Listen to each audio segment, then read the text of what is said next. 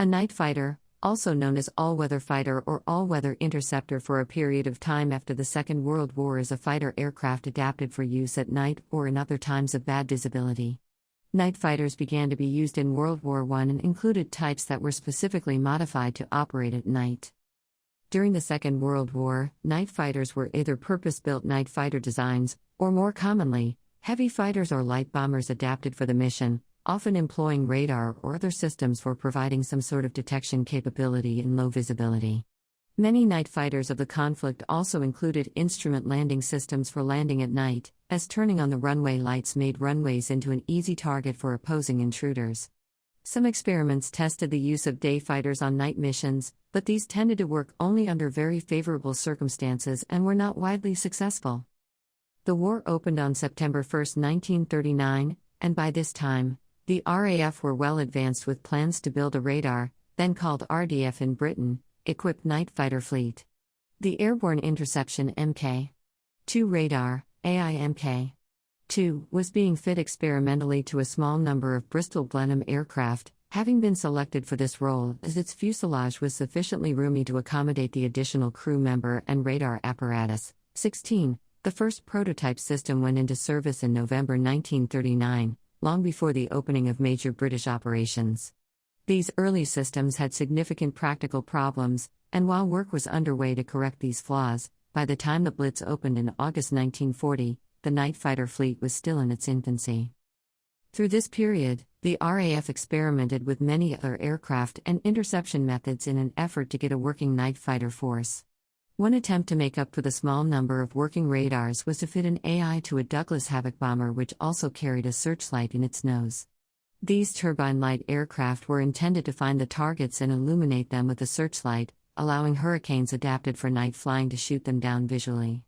This proved almost impossible to arrange in practice, and the Cat-Eye fighters had little luck during the closing months of 1940. The turbine-light squadrons were disbanded in early 1943. By early 1941, the first examples of a production-quality radar, AIMK4, were beginning to arrive. This coincided with the arrival of the Beaufighter, which offered significantly higher performance than the pre-war Blenheims. It was the highest performance aircraft capable of carrying the bulky early airborne interception radars used for night fighter operations, and quickly became invaluable as a night fighter. Over the next few months, more and more Beaufighters arrived, and the success of the night fighters roughly doubled every month until May, when the Luftwaffe ended their bombing efforts. Although night bombing never ended, its intensity was greatly decreased, giving the RAF time to introduce the AIMK8 radar working in the microwave band, and the de Havilland Mosquito to mount it. This combination remained the premier night fighter until the end of the war. As the German effort wound down, the RAF's own bombing campaign was growing. The Mosquitoes had little to do over the UK, so a number of squadrons were formed within No. 100 Group RAF and fit with special systems, such as Perfectos and Serrate, for homing in on German night fighters. The British also experimented with mounting pilot-operated AI Mark VI radar sets in single-seat fighters, and the Hurricane 2C and F, a dozen of which were produced in 1942, became the first radar-equipped, single-seat night fighter in the world. It served with 245 and 247 squadrons briefly and unsuccessfully before being sent to India to 176 Squadron, with which it served until the end of 1943. A similarly radar-equipped Hawker Typhoon was also developed, but no production followed. German airborne interception radar efforts at this point were about 2 years behind the British. Unlike in Britain, where the major targets lay only a few minutes flight time from the coast, Germany was protected by large tracts of neutral territory that gave them long times to deal with intruding bombers. Instead of airborne radar, they relied on ground-based systems. The targets would first be picked up by radar assigned to a cell. The radar would then direct a searchlight to paint the target, allowing the fighters to attack them without onboard aids. The searchlights were later supplanted with short-range radars that tracked both the fighters and bombers, allowing ground operators to direct the fighters to their targets. By July 1940, this system was well developed as the Kammhuber line, and proved able to deal with the small raids by isolated bombers the RAF was carrying out at the time. At the urging of R.V. Jones, the RAF changed their raid tactics to gather all of their bombers into a single stream. This meant that the ground-based portion of the system was overwhelmed. With only 1 or 2 searchlights or radars available per cell, the system was able to handle perhaps 6 interceptions per hour. By flying all of the bombers over a cell in a short period, the vast majority of the bombers flew right over them without ever having been plotted, let alone attacked. German success against the RAF plummeted, reaching a nadir on May 31, 1942, when the first 1,000 bomber raid attacked Cologne, losing only 4 aircraft to German night fighters. In 1942, the Germans first started deploying the initial BC low UHF band version of the Liechtenstein radar, and in extremely limited numbers, using a 32 dipole element mattress, antenna array. This late date and slow introduction, combined with the capture of a Ju-88R1 night fighter equipped with it in April 1943 when flown to RAF Dice, Scotland, by a defecting Luftwaffe crew, allowed British radio engineers to develop jamming equipment to counter it. A race developed with the Germans attempting to introduce new sets and the British attempting to jam them. The early Liechtenstein BC was replaced by the similar UHF band Liechtenstein C1, but when the German night fighter defected and landed in Scotland in April 1943, that radar was quickly jammed. The low VHF band SN2 unit that replaced the C1 remained relatively secure until July 1944, but only at the cost of using huge, 8-dipole element Hirschway, stag's antlers, antennae that slowed their fighters as much as 25 miles per hour, making them easy prey for British night fighters that had turned to the offensive role. The capture in July 1944 of a Ju-88G1 night fighter of NJG-2 equipped with an SN2 Liechtenstein set, flown by mistake into RAF Woodbridge, revealed the secrets of the later, longer wavelength replacement for the earlier BC and C1 sets. The Luftwaffe also used single-engined aircraft in the night fighter role, starting in 1939 with the Arado R-68 and early Messerschmitt Bf 109 models, which they later referred to as Wild Sow, Wild Boar. In this case, the fighters, typically Focke-Wulf FW-190s, were equipped only with a direction finder and landing lights to allow them to return to base at night. For the fighter to find their targets, other aircraft, which were guided from the ground, would drop strings of flares in front of the bombers. In other cases, the burning cities below provided enough light to see their targets. Messerschmitt Bf 109G variants had G6N and similar models fitted with FUG 350 Naxos-C radar receivers for homing in on the 3 GHz band H2S emissions of RAF bombers, the April 1944 combat debut of the American-designed H2X bomb aiming radar, operating at a higher 10 GHz frequency for both RAF Pathfinder Mosquitoes and Asaf B-24 Liberators that premiered their use over Europe, deployed a bombing radar that could not be detected by the German Naxos equipment. The Bf-109G series aircraft fitted with the Naxos radar detectors also were fitted with the low-to-mid VHF band FUG 217-218 Neptune active search radars, as were Focke-Wulf FW-190A6/R11 aircraft. These served as radar-equipped night fighters with NJGR-10 and NJG-11. A sole FW-190A6WK. Near 550,214 fitted with FUG 217 is a rare survivor. The effective Schräge offensive armament fitment was the German name given to installations of upward-firing autocannon mounted in large, twin-engine night fighters by the Luftwaffe and both the Imperial Japanese Navy Air Service and Imperial Japanese Army Air Service during World War II, with the first victories for the Luftwaffe and INS each occurring in May 1943. This innovation allowed the night fighters to approach and attack bombers from below, where they were outside the bomber crew's field of view. Few bombers of that era carried defensive guns in the ventral position. An attack by a Schräge-equipped fighter was typically a complete surprise to the bomber crew, who would only realize that a fighter was close by when they came under fire. Particularly in the initial stage of operational use until early 1944, the sudden fire from below was often attributed to ground fire rather than a fighter. Rather than nighttime raids, the U.S. Army Air Forces were dedicated to daytime bombing over Germany and Axis allies, that statistically were much more effective. The British night bombing raids showed a success rate of only 1 out of 100 targets successfully hit. 34-page needed, at the urging of the British, who were looking to purchase U.S.-made aircraft. U.S. day fighters were initially adapted to a night role, including the Douglas P-70 and later Lockheed P-38M Night Lightning.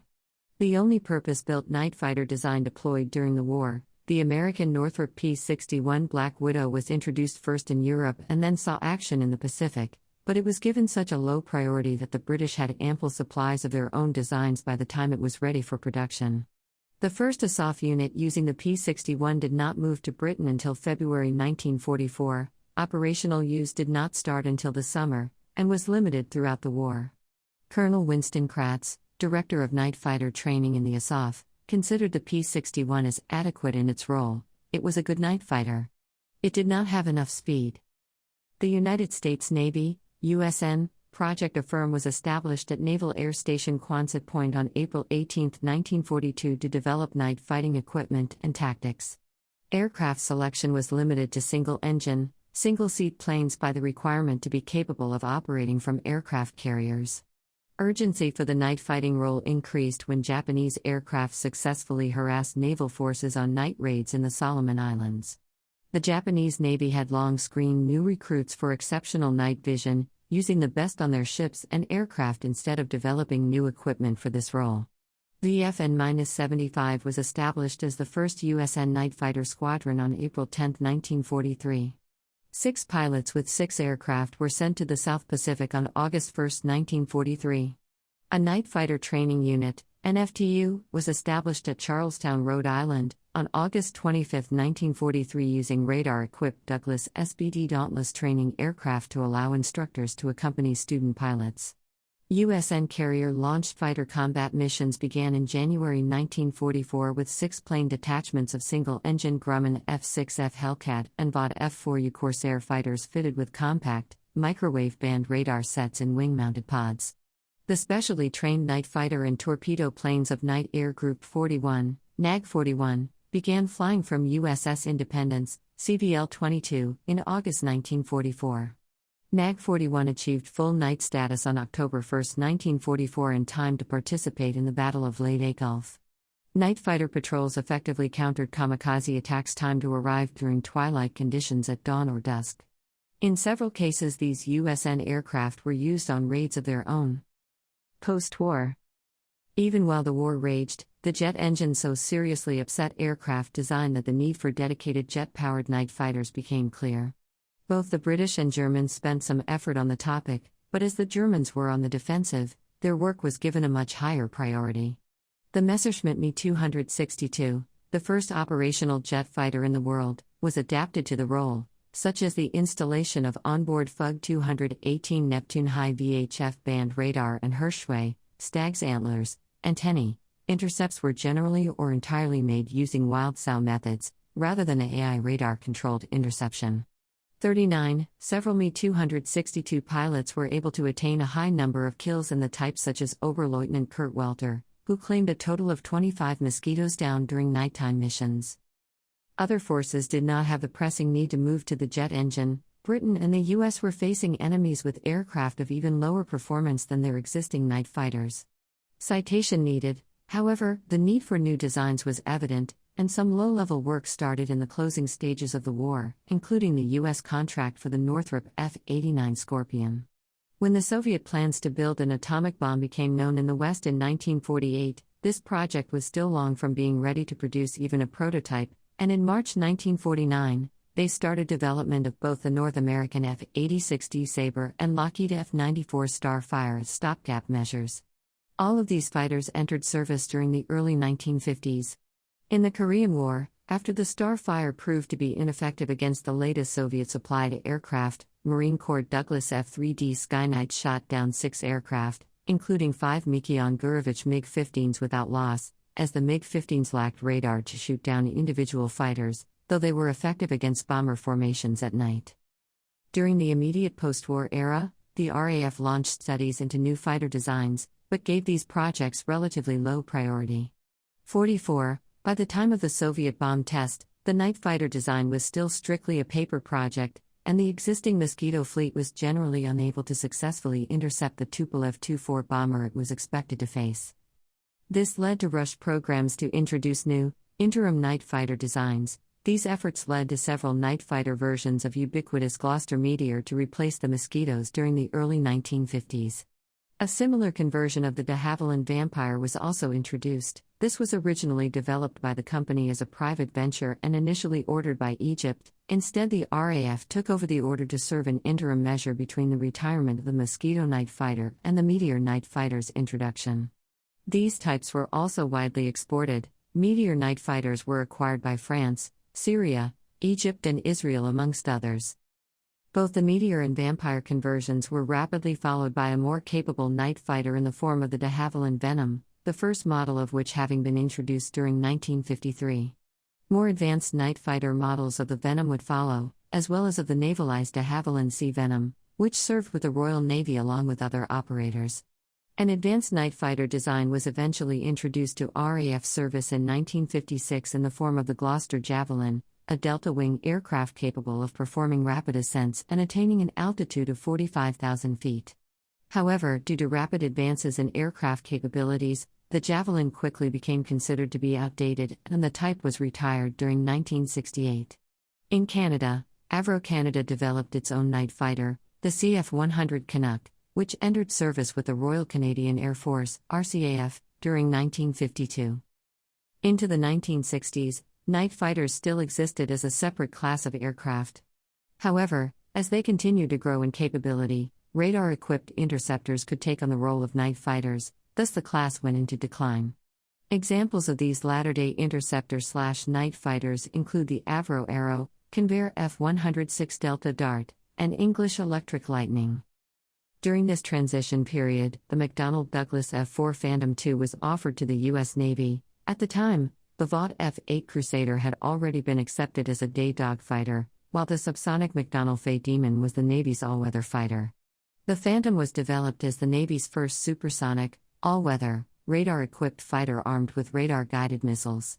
However, compared to early air superiority designs such as the F-100 or F-8, the massive Phantom, nevertheless, had enough raw power from its twin J-79 engines to prove adaptable as the preferred platform for tangling with agile MiG-17 and MiG-21 fighters over the skies of Vietnam, as well as replacing the U.S. Air Force Convair F-102 Delta Dagger and Convair F-106 Delta Dart for continental interception duties, and the Republic F-105 Thunder Chief as a medium fighter bomber.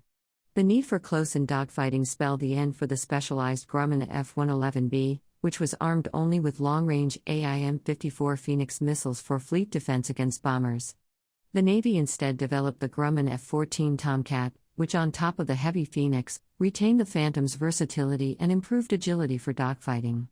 The McDonnell Douglas F-15 Eagle was also an interceptor with enhanced agility, but did not carry the Phoenix in preference to the role of an air superiority fighter. The reduced size and costs of avionics have allowed even smaller modern fighters to have night interception capability. In the U.S. Air Force's lightweight fighter program, the F-16 was originally envisaged as an inexpensive day fighter, but quickly converted to an all-weather role. The similar McDonnell Douglas F-A-18 Hornet in its CF-18 variant for the RCAF was ordered with a 0.6 MCD night identification light to enhance its night interception capabilities.